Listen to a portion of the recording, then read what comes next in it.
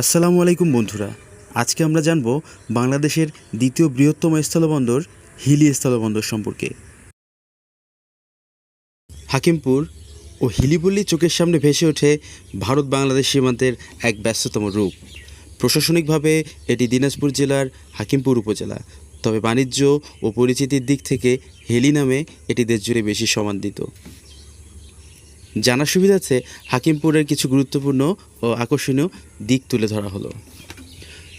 দেশের বৃহত্তম স্থলবন্দর হিলি স্থলবন্দর বাংলাদেশের অর্থনীতিতে অত্যন্ত গুরুত্বপূর্ণ ভূমিকা পালন করে। এটি দেশের দ্বিতীয় বৃহত্তম স্থলবন্দর। প্রতিদিন এই বন্দর দিয়ে ভারত থেকে শত শত পণ্যবাহী ট্রাক বাংলাদেশে প্রবেশ করে। পেঁয়াজ, পাথর, চাল, গমসহ বিভিন্ন নিত্য প্রয়োজনীয় পণ্য আমদানির প্রধান কেন্দ্র এটি।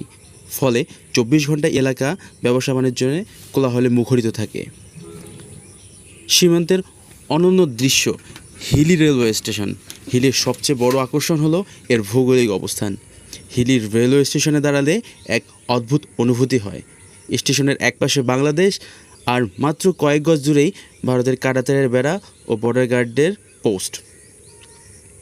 কোনো কাঁটাতারের বেড়া ছাড়াই একদম কাছ থেকে ভারতের মানুষের ঘরবাড়ি এবং তাদের যাতায়াত দেখা যায়। দুই দেশের এই একদম কাছাকাছি অবস্থান দেখতে প্রতিদিন দূর দূরান্ত থেকে প্রচুর পর্যটক এখানে আসেন। মুক্তিযুদ্ধের গৌরবময় ইতিহাস। 1971 সালের মহান মুক্তিযুদ্ধে হিলি ছিল অন্যতম এক রণক্ষেত্র। এখানে পাকিস্তানের সেনাবাহিনী এবং যৌথ বাহিনী, মুক্তিবাহিনী ও ভারতীয় মিত্রবাহিনী মধ্যে অত্যন্ত রক্তক্ষয়ী যুদ্ধ হয়েছিল, যা ইতিহাসে হিলির যুদ্ধ অর্থাৎ ব্যাটেল অফ হিলি নামে পরিচিত। এই অঞ্চলের মাটি আমাদের বীর মুক্তিযোদ্ধাদের রক্তে রঞ্জিত। হাকিমপুরের স্থানীয় মানুষজন অত্যন্ত অতিথিপরায়ণ।